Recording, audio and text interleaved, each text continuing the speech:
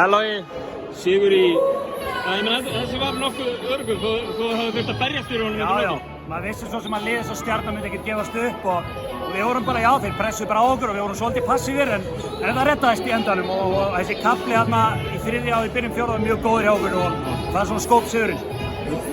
Hleypum 20 stigum yfir hann tímabili, glutir þessu svolítið niður. Já. Var ekkert verið að fara um þig? Óþægilegt smá, þú veist að ég veit hvað þeir eru góðir og hvað þeir eru fljótir að ná muninu niður en við héldum þetta út og kannski var eitthvað svona auka hungur í hennan titil sem við fórum að bíða lengi. Bikar í Njarðvíkina, hvernig er sú tilfinning? Hún er ótrúlega góð og ég hef búinn að bíða lengi, búinn að taka mörg auka skot og æfa aukalega til þess að ná þessu titli og vinna titil með þessu strákum hérna. Ég vann marga áður en ég fór út í atvinnumennsku en það vantaði. Þetta er frábært lýsing að fara með einu tímabili. Ég er mjög spenntur. Það vantar Hauk og Magic og við líður vel. Frábært, takk.